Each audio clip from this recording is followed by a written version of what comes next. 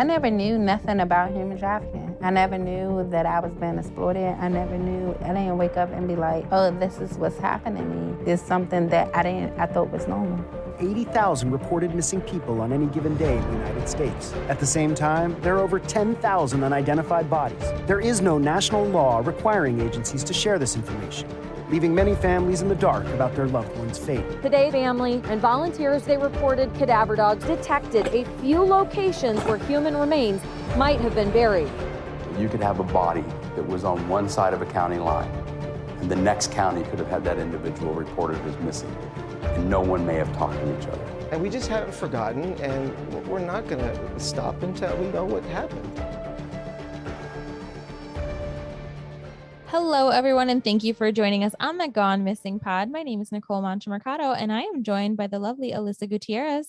Hello, everyone. How's it going today? I have no more energy left to give. Just nothing left in me.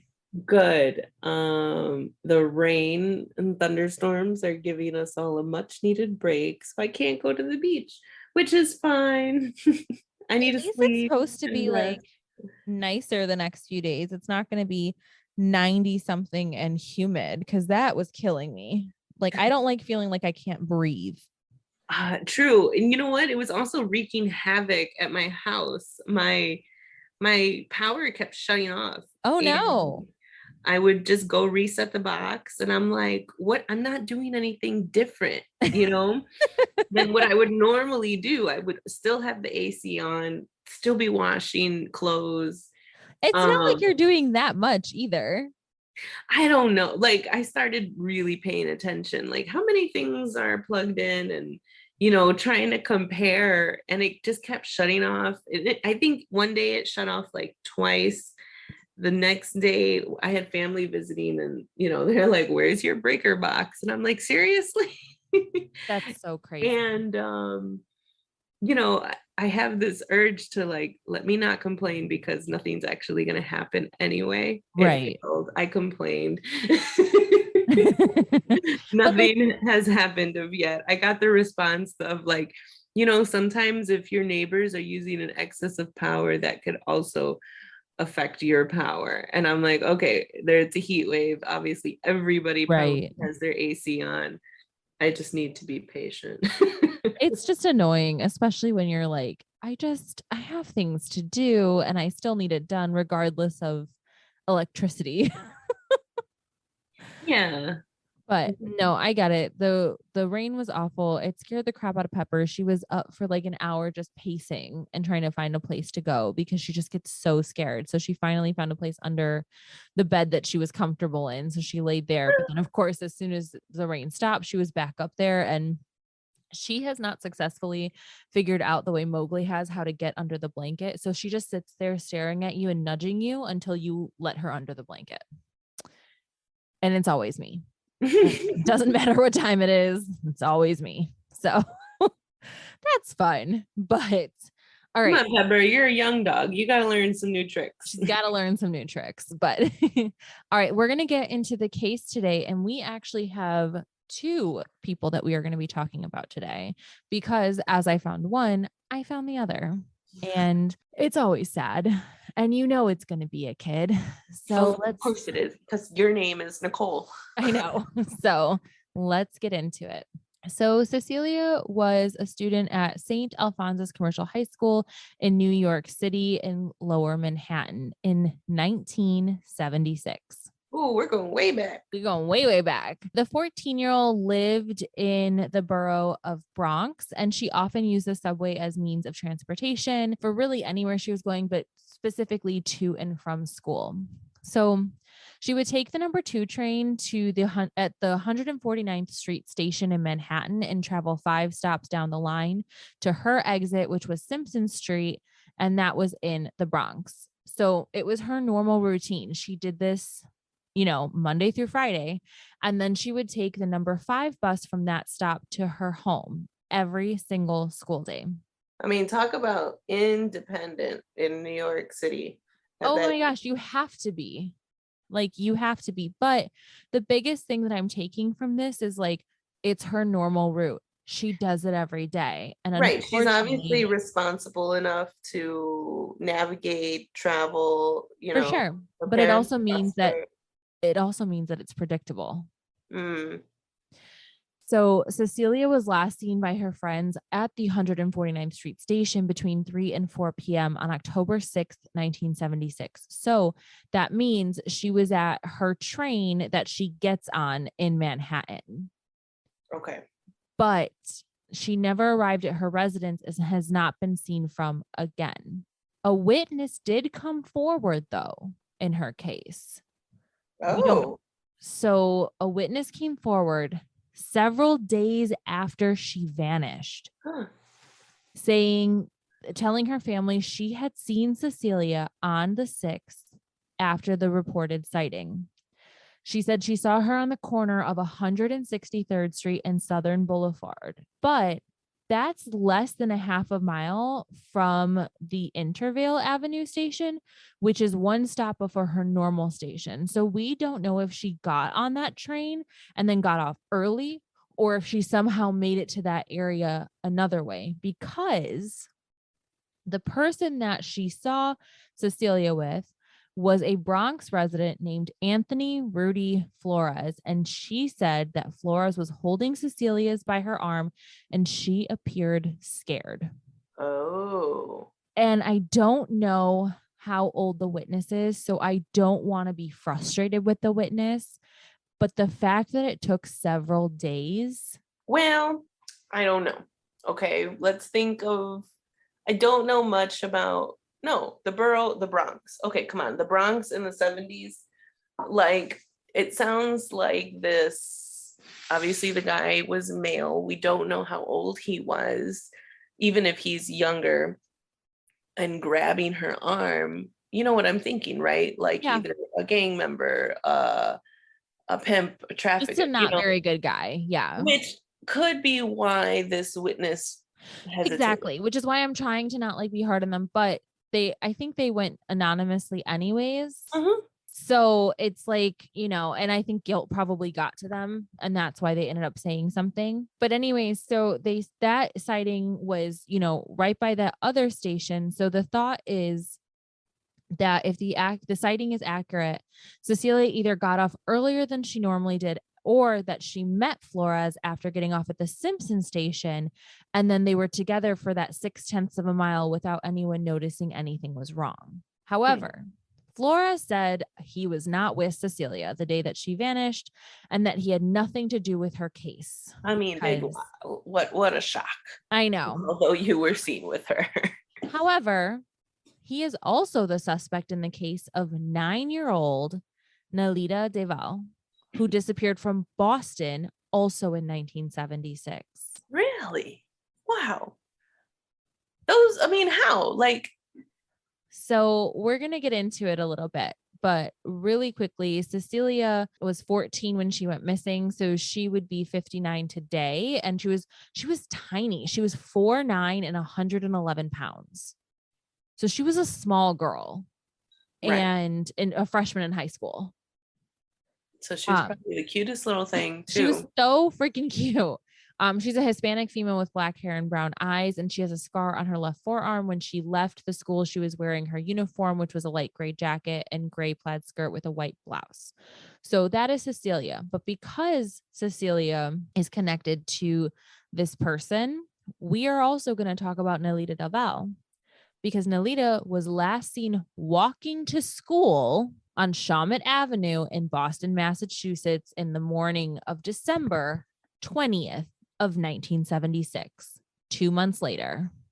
Oh my goodness. Okay. And here's the thing. She walked to school. It seemed like that was pretty common for her, but that's why I said earlier, I'm like, it's so predictable. Well, right. Kids obviously have to go to school. Predator has a specific target, and that's school age young girls that walk there or whose route is predictable. Mm-hmm. So she was enrolled in a 3rd grade bilingual class there, and the school was located approximately 1.5 blocks from her family's residence.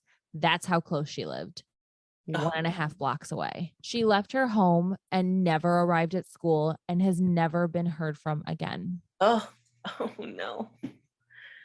So Nelida's clothing was actually found 2 weeks after her disappearance in the possession of Anthony Rudy Flores. Please tell me they got him and he is Oh, in the dark we're hole. going. A woman called police to give the report that he had given her a hat and gloves, and she was suspicious because he resembled the sketch of Nelida's possible abductor. So someone else also had seen Nelida and thought that this guy was just weird around her. The hat and gloves were both Nelida's. Another witness said he had seen Nelida walking with Flores holding his hand. He was taken in for questioning, and the police found a fake police badge and fake gun in his possession. Oh. So that to me also says, okay, so did he use this multiple times on multiple young girls? Because here's my thing. And like, I'm trying to avoid being, graphic. But while Cecilia was quite a bit older than this girl, she was only 4'11", and she looks much younger than she is. So yeah, he has a type. Yeah, that's like kind of what it's saying to me, is that he has an MO. He was arrested, but he claimed he found her hat and gloves in the street, and authorities were unable to conclusively tie him to her abduction, so he was released. I mean, it was the 70s. I can say this now. Yeah. Authorities were pieces of shit. I just like but the police work is just not great. Nelida was very shy. Right. Okay, yes. Nelida was very shy, and her parents said, and like her family and parents said, she would never have trusted a stranger, but she would have trusted a police officer. So they think that Flores could absolutely have posed as one to abduct her. However, he was never charged in connection with her disappearance due to a lack of evidence, and maintains his innocence in her case, but he still remains a suspect. 8 years after Nelida vanished, her mother, Theodosa de Jesus, claimed she recognized a picture of her daughter in the apartment of David R. Collins, who was a long criminal record and used many aliases, was charged with kidnapping one teenager in California and sexually abusing others in New Orleans, Louisiana. However, the picture de Jesus identified was one of the 25 which police found in his apartment and published in a newspaper in hopes that they could find the other people and identify them. But once they got all the photos, De Jesus then changed her mind about the identification and said that the girl was not actually her daughter. It ended up being another person. Okay. So it was like they thought maybe they had found a connection. However, I also don't think it's crazy for her to think that there may have been a connection, because a lot of those creeps tend to find each other. Right.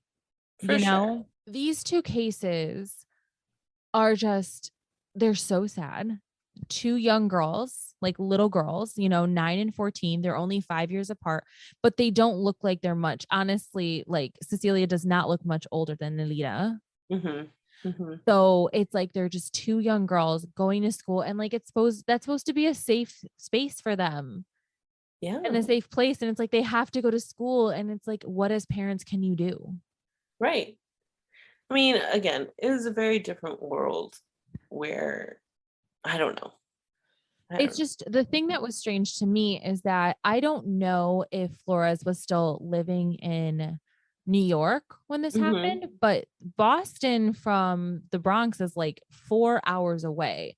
So did he change his hunting grounds? Did he move there? Super unreasonable. No, I just thought it was strange to go to but also states weren't necessarily sharing information, across state lines as often. So maybe that's why. Right. So Nelida went missing on December 20th, 1976 from Boston. She is a Hispanic female. She would be 55 today. She was 4 feet tall and 50 pounds when she went missing. She was wearing a gold colored coat, dark blue slacks, and a white pullover sweater with black platform shoes and a hat and gloves. How stinking cute, right? Yeah. She just sounds adorable. She had brown hair and brown eyes. Her ears are pierced, and she speaks Spanish and limited English. This man, I guess what's frustrating more so to me is that this man was connected to both of these girls. There are eyewitnesses, and I know that they can be faulty, but he's found with all this stuff. And he was still not charged. Now, I will say that there was a story that came out in like some of the information I had found, and a lot of the stuff came from the Charlie Project, but a lot of the information I found, there was something saying that he was serving time somewhere, but they were two unrelated things. Okay. So it had nothing to do with these two girls, but it was also, you know, there were reports he was serving like a 50-year sentence for one and possibly two murders, but it's never been really confirmed. And that could have to do with a bunch of different reasons. So we're not obviously that was after these two. Exactly. It was after. And my thing is like, while I'm glad if he is serving time, it doesn't change the fact that their families have not received justice for their children. Mm-hmm.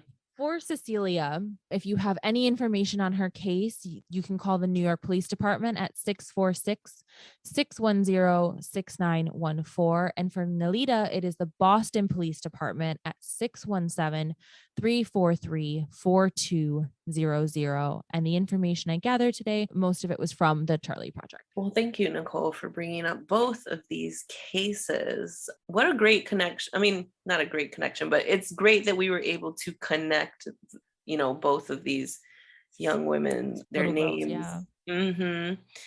And thank you for being just so fantastic. Oh, thank you for being so fantastic. We want to say thank you to you guys for this community. We're so grateful. You know, without you guys, I don't know where we'd be. So I want to say thank you to the Mercado Airwaves Network for hosting us each and every week, as well as our editor and producer, Mike Mercado. Thank you, Alyssa. You're the best. Love you so much, as you know. And thank you to this community, because you guys are also just awesome and we're so grateful. If you want to check out any of our old episodes, you can go to Instagram or Twitter at The Gone Missing Pod, or Facebook at The Gone Missing Podcast. You can also become a patron and support us on patreon.com/Mercado Airwaves Network and go to The Gone Missing Podcast.